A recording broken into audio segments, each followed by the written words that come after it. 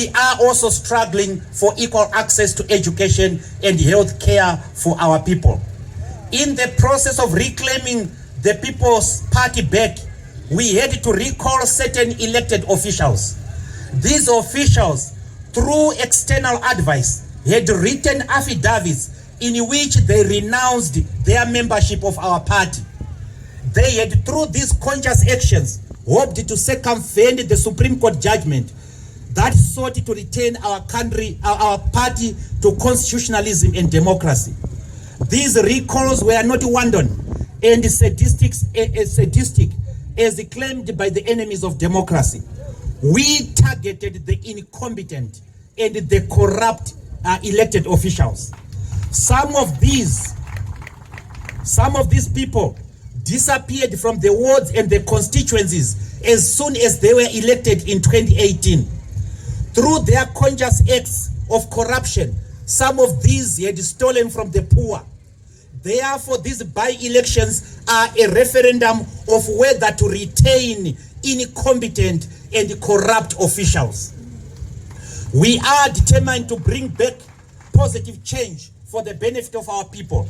This will be done through the implementation of key political, social, and economic reforms in our country. Among other things, these reforms will be attained through a process of inclusive, genuine, and unconditional dialogue.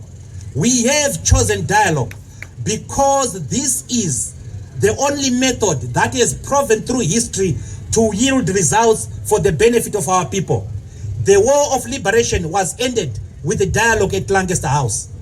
The bloodletting in Matabeleland and the Midlands was ended with dialogue that led to the signing of the historic Unity Accord.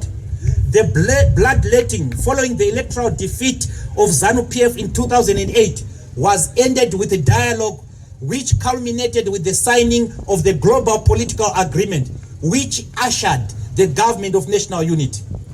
The dialogue that we are going to embark will be aimed at people issues.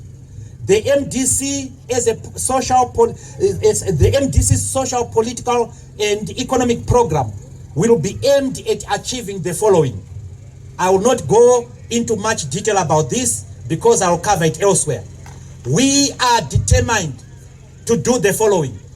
1, reduction and total eradication of poverty. 2, reduction and elimination of unemployment.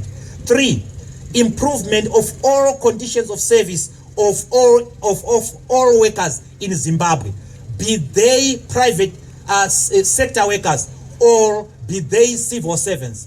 And in this regard, we totally understand the conundrum that the teachers find themselves in. We understand that their conditions of service are poor. Teachers can't take their children to school, and the government must understand the plight of these people. Therefore, we are against the harassment of our teachers. We are against the harassment of our doctors. As a Labour Party, we want conditions of service that are satisfactory, that enable these people to reproduce themselves.